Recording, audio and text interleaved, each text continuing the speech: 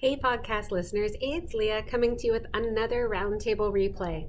So, my recap for today is about networking. So perhaps you're really great at it, but for many of us, it is a very uncomfortable thing to do. So, the latest podcast that I thought was worth listening to is about how to network when you really don't love it.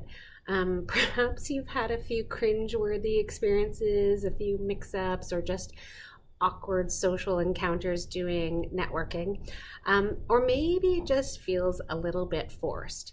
So if that is the case for you, then you may want to check out the latest Work Life from Adam Grant, where he explores strategies about how to be more effective and less awkward, otherwise known as how to build a great network even if you really hate networking.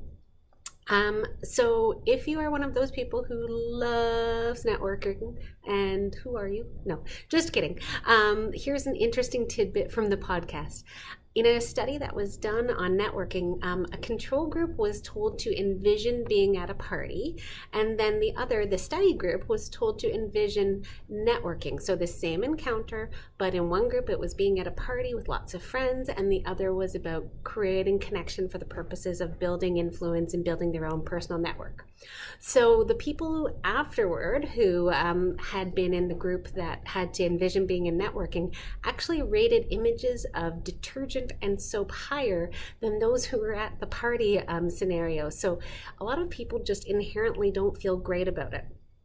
So what is the trick to make networking seem a little less icky? And so the experts say, and it actually, again, really resonated for me, which is why I'm recommending it for you, is to focus less on what you're going to get from the encounter and more on what you're going to give to the encounter. So really flipping the equation in your brain. They interviewed Reid Hoffman, who is the founder of LinkedIn, to get his strategies and tips on networking. And he, when he explained networking, he kind of had 5 levels of networking. And at its base level, it really is transactional. It's kind of like, what am I going to get from this equation? Or you scratch my back, I'll scratch yours. And the key is really to move it from that transactional level to a more relation-based level where you're truly invested in and interested in the success of the other individual. You're connecting because you believe in them. Maybe you have shared values and you want to see them successful in the long term. He calls it productive generosity.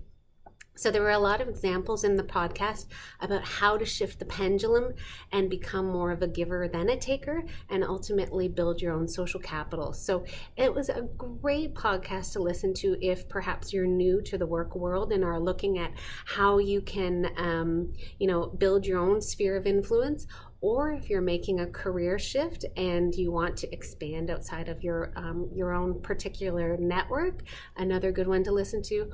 Or, if you're in a sphere where a lot of us are, where we have to network, and you might be looking at it with dread, maybe you can shift your perspective to think about it less about, I have to go to this networking event, and more about, there might be an opportunity for me to really build someone else up out of this, and you'll see where it goes. So anyway, that's the latest recap. That's the latest recommendation for podcasts. More to come in future weeks. Happy listening.